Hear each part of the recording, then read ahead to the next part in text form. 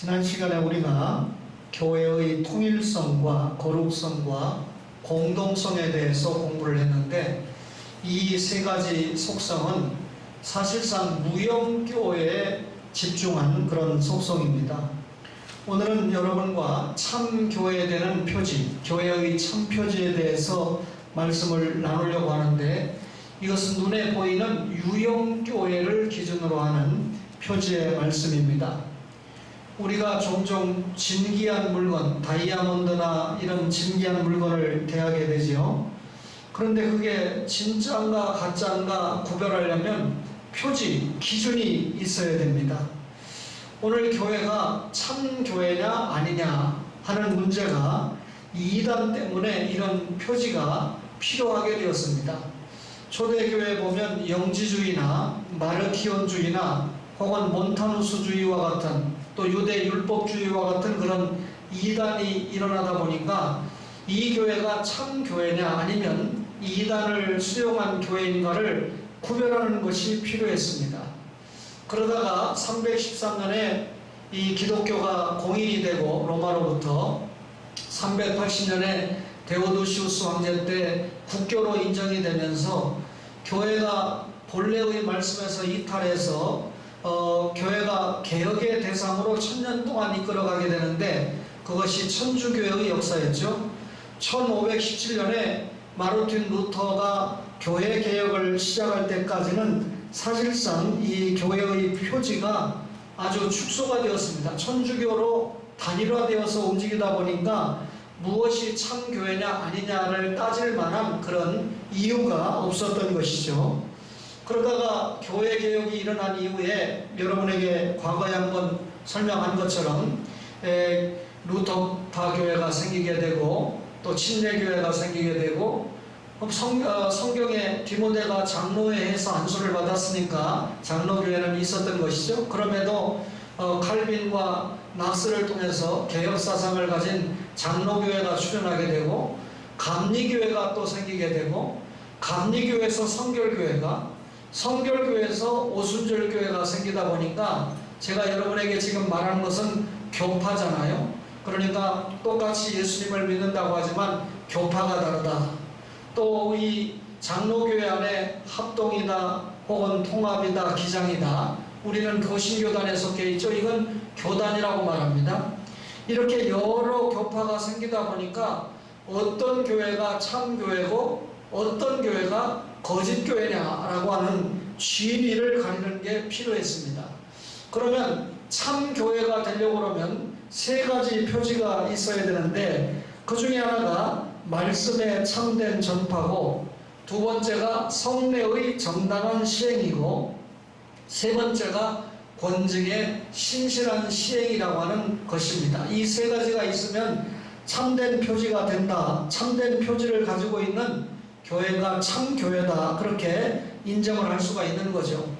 오늘 교회의 참 표지는 적어도 여러분 유형교회, 눈에 보이는 교회에 적용되는 표지다 그랬는데, 눈에 보이는 교회는 역사가 진행되다 보면 오류에 빠지는 경우가 있어요.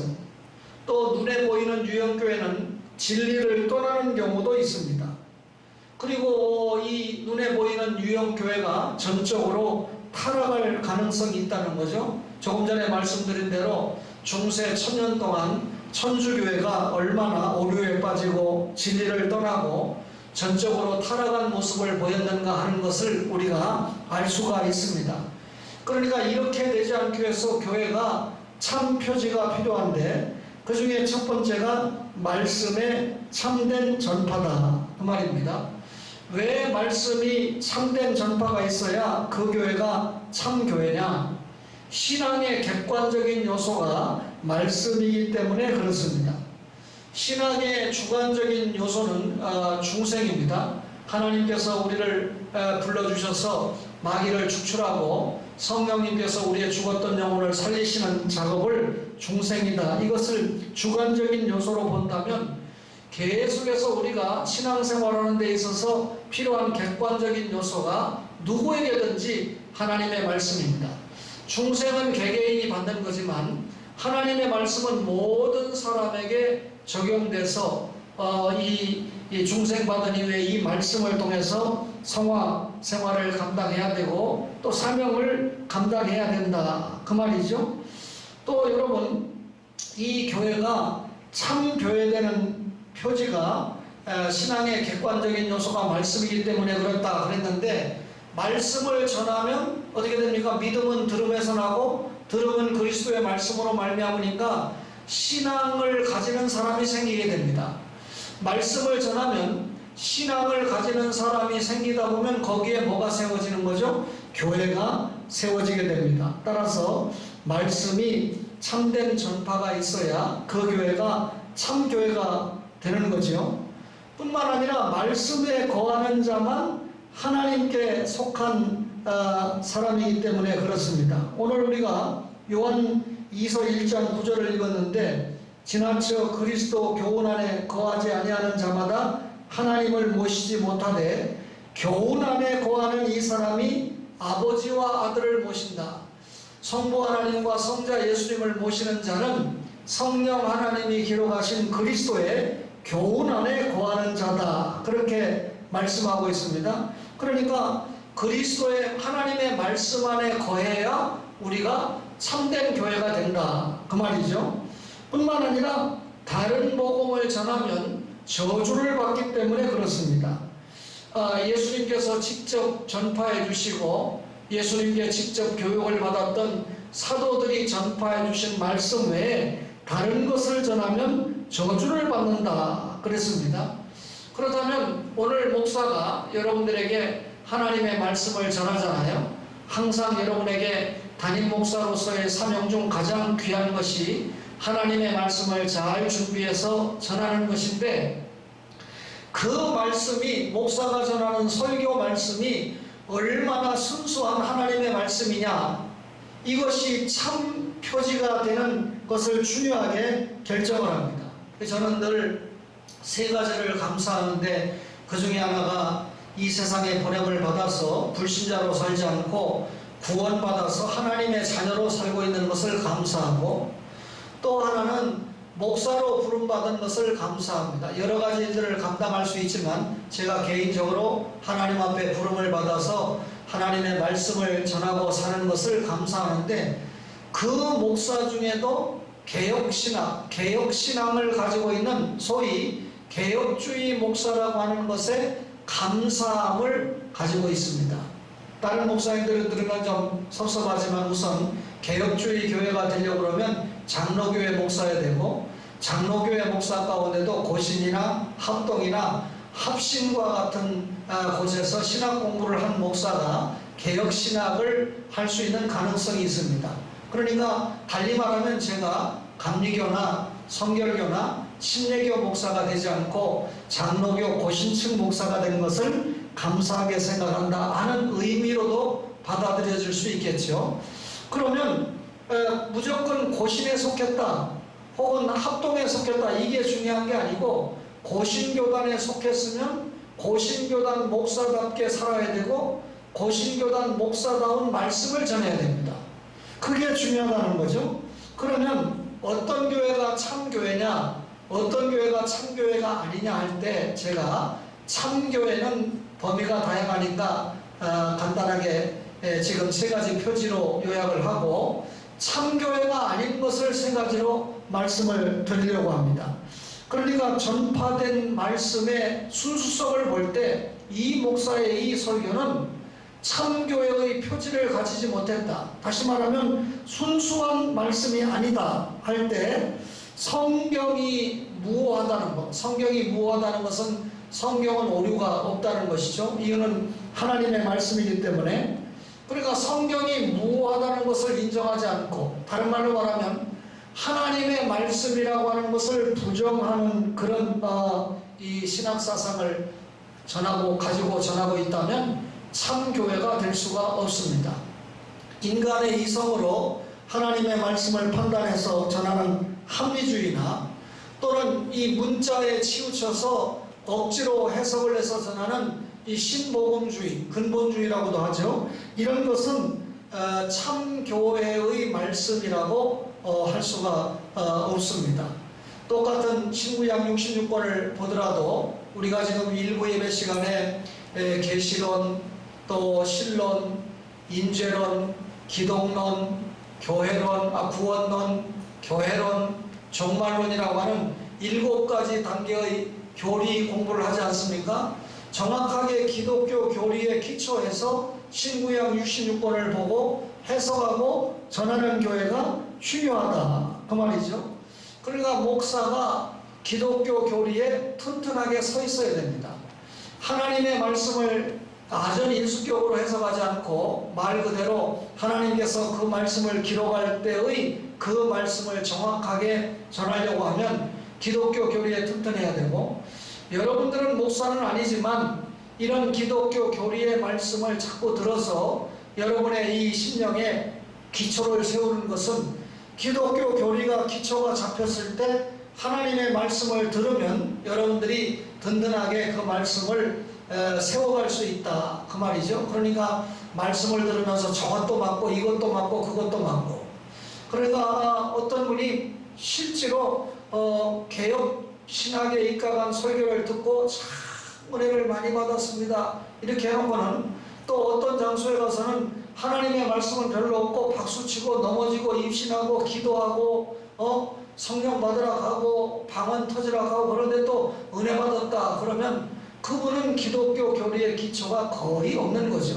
그러니까 이 기독교 교리 공부가 대단히 중요한데, 어떤 교회들은 새로운 교인들이 들어오게 되면 기독교 교리 공부를 충실하게 시키고 목사의 설교를 듣도록 하는데, 우리도 그런 시스템을 점점 갖추어 가야 된다라고 하는 생각을 하게 됩니다. 그러니까 성경의 무오함이나 성경이 하나님의 말씀이라고 하는 사실을 부정하는 교회는 참교회가 아니다, 그 말입니다.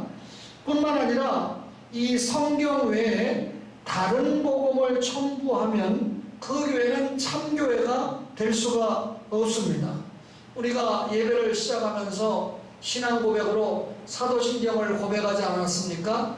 이 사도신경에서 이탈한 하나님의 말씀을 전하는 교회는 참교회가 될 수가 없다, 그 말입니다. 그러니까 성경은 하나님의 말씀이라는 걸 인정하고 사도들이 고백한 신앙 고백의 체제 하에서 하나님의 말씀을 전하고 받고 믿고 생활하는 교회가 참교회가 될 수 있다, 그 말이죠. 예를 들면 통일교는요, 우리가 가지고 있는 성경이 하나님의 말씀인데 이거 말고 원리 강론을 가지고 있습니다. 그러니까 성경 외에 다른 것을 전하는 거죠. 그러니까 참교회가 될 수가 없습니다. 뿐만 아니라 박대선 장로가 세운 전도가는 피의 복음이라는 것을 가지고 있는데, 그 피의 복음을 다른 말로 오묘의 원리다. 그러니까 누가 전도하면서 오묘의 원리를 보여주면서 전도한다 그러면 참교회가 아니니까 이단이라고 생각을 해야 되는 거죠. 잘 아는 대로 이 몰몬교는 성경이 아닌 몰몬경을 가지고 있거든요. 그런데 이 몰몬교가 18세기에 일어난 종교지만 우리나라에 몰몬교 선교사가 와서 나름대로 이 몰몬교를 확대시킬 수 있었던 중요한 이유는, 비록 이단이지만 그 이단은 생활을 굉장히 깨끗하게 하고 검소하게 하고 많은 사람들에게 인정을 받을 만한 언어와 예의를 갖추고 있는 그런 종교이기 때문에 그렇습니다. 그러니까 교리는 잘못됐지만 생활은 참 검소하고 정결하게 한다는 말이죠. 우리는 교리는 정결한데 생활이 그런 걸 못 따라가는 영향이 있어요. 그래서 여러분 목사가 자꾸 성화, 믿음과 생활의 일치, 언행의 일치를 강조하지 않습니까? 크리스찬 사이언스는 과학과 건강이라고 하는 다른 것을 가지고 가르칩니다. 그러니까 여러분과 저에게 성경 외에 오묘한 진리라든지 원리 강론이라든지 혹은 과학과 건강이라든지 뿐만 아니라 여호와의 증인, 파수대를 가지고 있는 여호와 증인은 3세계의 번역 성경을 가지고 있어요. 그러니까 우리가 가지고 있는 신구약 66권만이 하나님의 말씀이고 신앙의 근거가 되고 생활의 근거가 되고 축복의 근거가 되는데, 이 성경 외에 다른 것을 전하는 교회, 그러니까 다른 이 성경 외에 다른 복음을 첨부해서 가르치는 교회는 참교회가 될 수가 없다. 그러니까 통일교회나 전도관이나 몰몬교회나 이런 교회는 여호와의 증인, 왕국회가 아니라 참교회가 될 수가 없고 이단이다, 그 말이죠. 원래 이 이단들이 기독교에서 이탈해서 세워졌기 때문에 이단이라고 그래요. 불교나 유교나 이런 이 종교는 기독교에서 파생된 것이 아니기 때문에 이단이라고 말하지 않고 이교라고 그러죠. 이교, 다른 종교다, 이렇게 말하는 거죠. 따라서 참교회가 아닌 것, 성경 외에 다른 것을 가감해서 전하는 것은 참교회가 아니다 뿐만 아니라, 또 참교회가 아닌 것은 교주를 신격화합니다. 여러분, 목사가 지금 중요한 것은 하나님의 말씀을 전하니까 여러분에게 중요한 존재입니다. 그래서 오늘 목사가 생일을 맞이하고 특별히 60년 이상을 살았다고 오늘 초월의 가족들이 성역 30주년, 사실은 제가 전도사 때부터 사역을 계산하면 37년입니다. 그런데 전도사, 강도사, 조사 다 빼고 목사 안수를 받고 목회를 시작했던 것이 30년이다 해서 성역 30주년 및 또 이때를 맞추어서 설교적을 한 건 냈기 때문에 출판 감사 예배까지 오늘 오후에 드리게 되는데, 그것도 저를 가르쳤던 스승 목사님이 오셔서 설교를 해주니까 굉장히 의미가 있잖아요. 그런데 또 제가 속한 직장은 아니지만 제가 속한 곳이 노예거든요. 목사의 소속은 노예입니다. 따라서 노회장님이 오셔서 사회도 보시고 인도를 해주신다고 하니까 저로서는 굉장히 개인적으로 감사하지만, 이런 행사를 요란하게 하고 싶지 않았고 사실 안 해도 그만인데, 하나님 앞에 제가 감사의 점을 찍고 다시 한번 새로운 용기와 힘과 결단을 가지고 여러분과 함께 한번 또 남은 이 사명을 잘 감당해야 되겠다는 각오의 시간, 결단의 시간을 가지려고 하는 것입니다. 그러니까 하나님의 말씀을 전해주고 여러분들을 위해서 기도하고 여러분들의 영혼을 위해서 늘 신경 쓰고 하니까 중요한 존재인데, 이 참교회가 아닌 데를 보면 교주를 어떻게 합니까? 신격화 시켜버립니다. 그래서 교주를 재림 예수다, 혹은 동방의 의인이다, 최후의 제사장이다, 하나님의 대사다, 말세의 종이다, 심지어 메시아다, 이렇게 이야기합니다. 여러분, 사실상 아주 잘못된 일이죠. 이 교주를 신격화해서 자신을 통하지 않으면 구원받을 수가 없다. 요한복음 14장 6절에 길이요 진리요 생명이신 예수님을 말미암지 않으면, 예수 믿지 않으면 구원받을 수 없는 겁니다. 그런데 이단들이 교주를 신격화하면서 자신을 믿고 자신의 교회에 들어와야 구원을 받는다라고 그렇게 가르치는 거죠.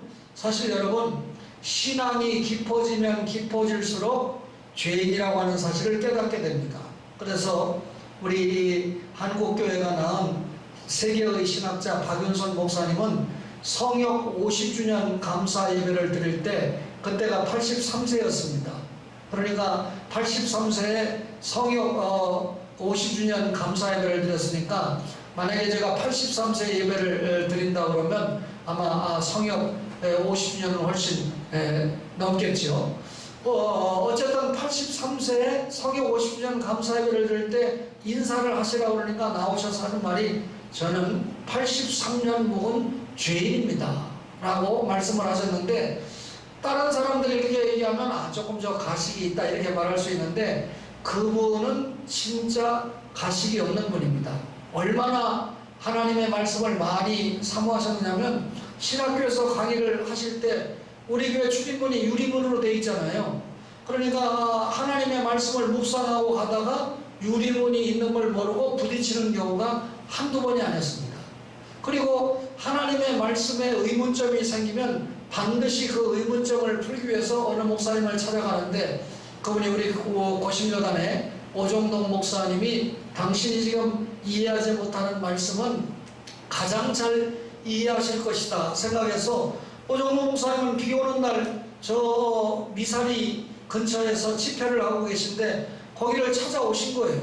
그때는 뭐 교통도 좋지 않을 때 아닙니까? 비가 오는데 찾아오니까 정말 존경받는 학자 목사님이 찾아오니까 오정동 목사님이 너무 반가워서 아이 목사님 어쩐 일입니까? 이렇게 찾아오니까 뭘 물으시는 겁니다.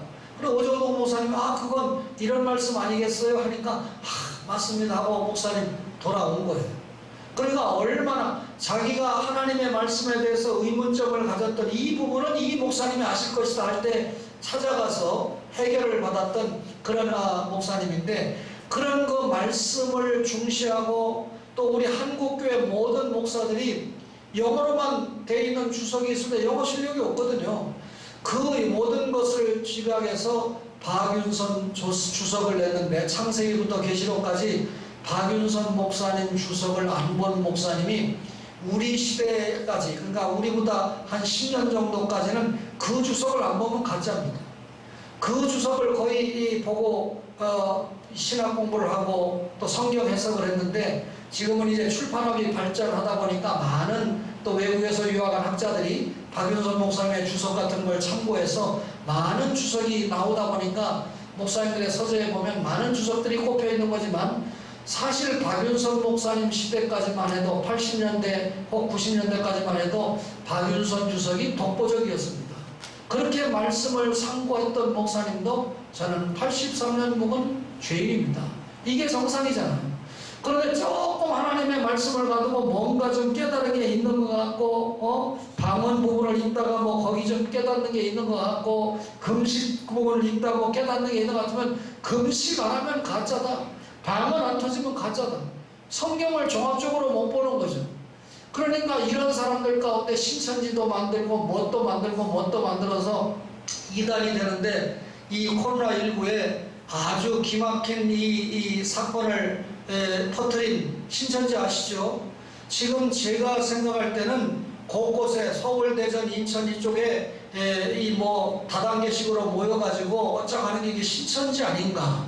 신천지가 지금 이 본류가 못 모이게 하니까 다단계식으로 군데군데 모여가지고 신천지 조직을 유지해야 되니까 공부한답시고 하면서 또 지금 터뜨리고 있는 게 아닌가. 이걸 빨리 누가 청와대나 이 대구시장이나 서울시장이나 이재명 같은 시장에 빨리 알려줘가지고 조사를 깊게 해야 돼요. 검찰청에서 깊게 해가지고 정말 신천지가 모이면서 이게 퍼치는 게 신목사 말대로 확실하다 그러면 강력한 조치에 들어가지 않으면 이단 때문에 영이 병들고, 이단 때문에 코로나에 병들면 어떻게 됩니까? 육신도 병들고 그래야 되는 거 아닙니까? 아마 제 마음이 거의 그런 확증이 가고 있습니다. 이렇게 모일 수가 없거든요.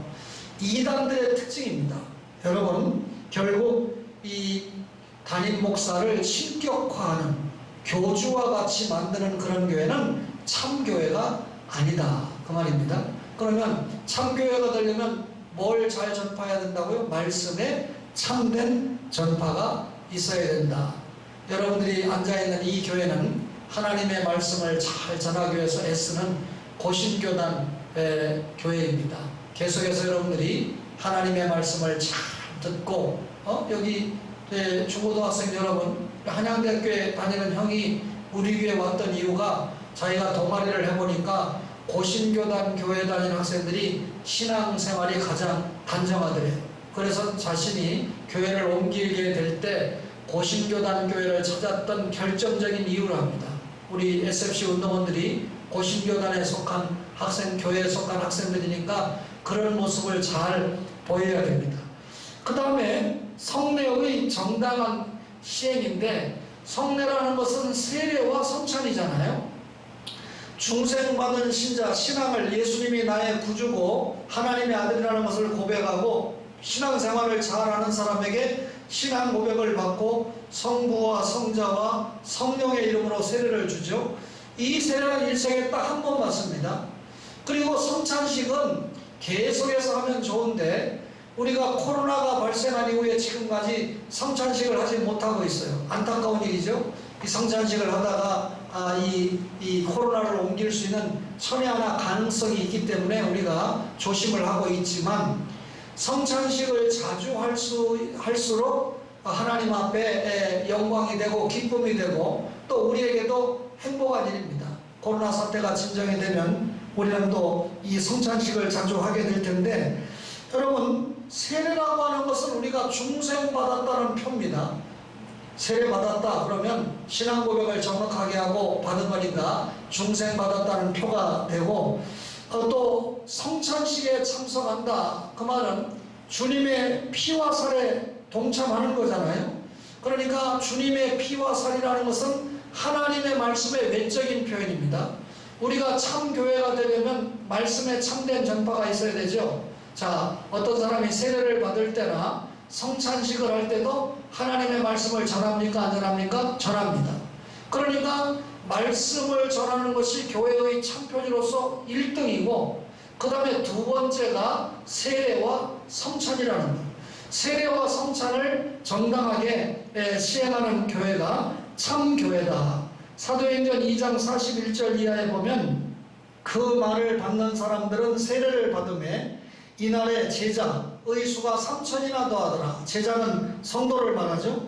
저희가 사도의 가르침을 받아 서로 교제하며 떡을 떼며, 여기 떡을 떼며라고 하는 것은 성찬식을 감당했다라고 하는 의미로 알 수가 있습니다. 따라서 하나님의 말씀이 있는 곳에 성례, 세례와 성찬이 있다. 그런데 천주교는 우리는 세례와 성찬만 성례라고 그러는데, 천주교는 7성례까지 7가지를 이야기하죠. 그러니까 우리가 말하는 것보다 5가지를 더 말하는데, 원래 롬바르도라고 하는 대주교가 40개가 넘은 성례를 주장을 했다가 천주교가 역사가 진행되면서 7가지로 압축을 했습니다. 처음에는 40개도 넘는 성례를 주장을 하다가 그나마 7개로 줄였는데, 하나님의 말씀 속에서 성례는 세례와 성찬밖에 없어요.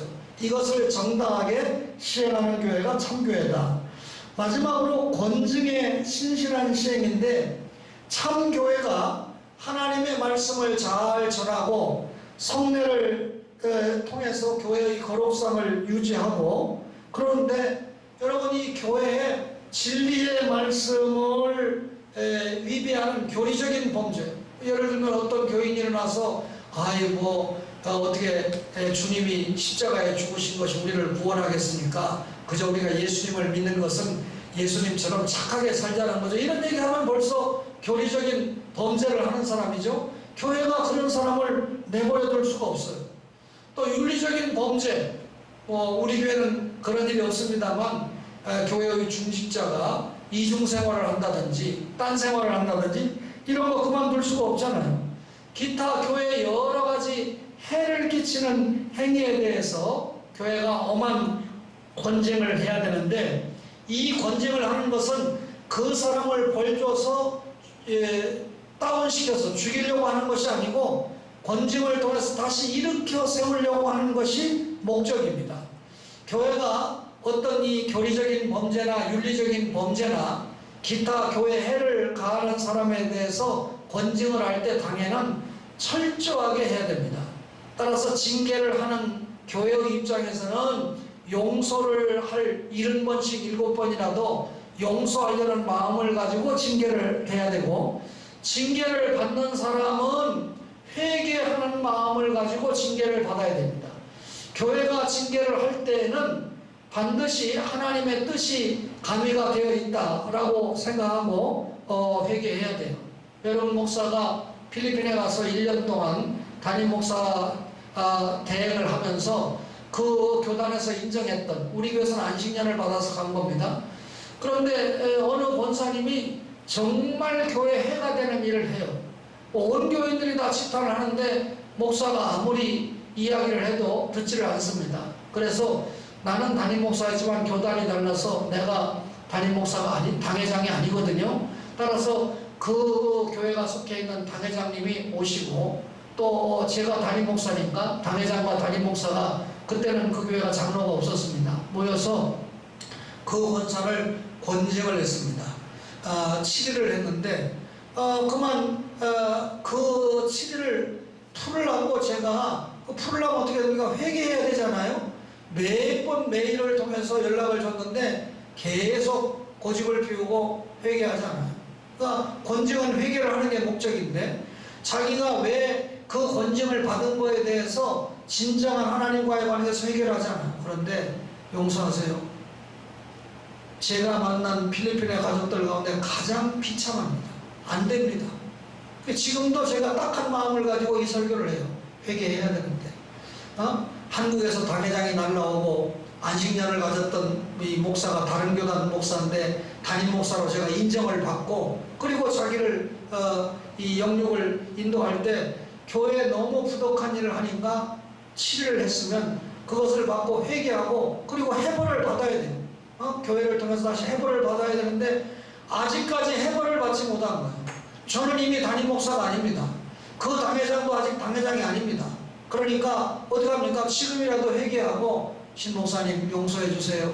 당회장 목사님 용서해 주세요. 제가 회개하고 하나님 앞에 바르게 갑니다. 그러면 지금 뭐 그분이 다른 교회 다니겠죠. 물론 다른 교회 다닐지라도 죄 용서를 받아야 돼요. 용서 받아야 돼요. 징계라는 게 그렇게 무섭습니다. 그러면 이 자리에 설교를 듣는 여러분들은 교리적으로 범죄하거나 윤리적으로 범죄하거나 기타 교회에 해를 입히는 일을 통해서 징계받는 일을 해서는 안 되겠지요. 그래서 제가 항상 간증 듣는데 열광하지 말고 하나님 말씀 듣는데 열광하자.